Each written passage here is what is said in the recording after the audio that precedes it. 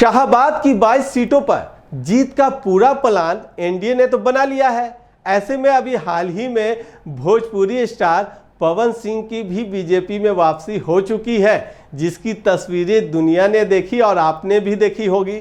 उपेंद्र कुशवाहा और पवन सिंह एक साथ नजर आए। इस पूरे इलाके में युवाओं में पवन सिंह का क्रेज है, जिसे बीजेपी भुनाना चाहती है। 2024 लोकसभा चुनाव में पवन सिंह की नाराजगी का खामियाजा जो है बीजेपी ने भुगता था।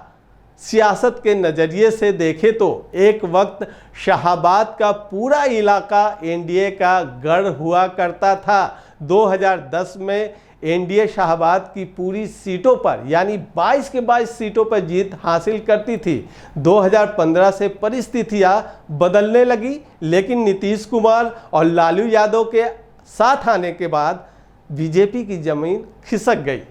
2020 के विधानसभा चुनाव में जेडीयू से गठबंधन के बावजूद कुल 22 विधानसभा सीटों में सिर्फ 2 सीटों की ही बीजेपी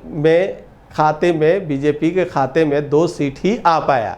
यानी कि शाहाबाद के किले को फिर से मजबूत करने के लिए बीजेपी ने बड़ी तादाद में स्थानीय नेताओं को कार्य समिति में जगह दी है। इसके अलावा आधा दर्जन लोगों को प्रदेश कमेटी में शामिल किया गया है।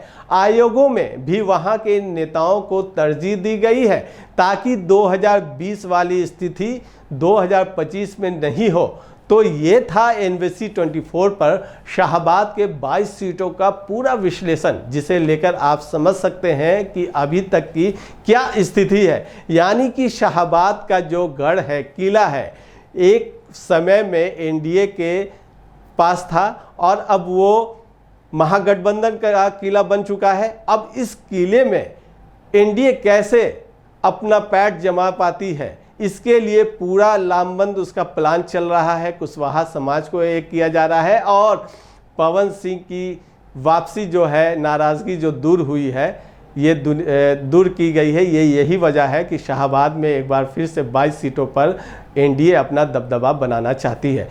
तो आज के विश्लेषण में इतना ही। मुझे दीजिए इजाज़त। आप एनवीसी 24 न्यूज़ से बने रहिए। आगे भी ऐसी ही सीटों का हम लोग विश्लेषण करते रहेंगे और आप तक खबरें पहुंचाते रहेंगे। नमस्कार।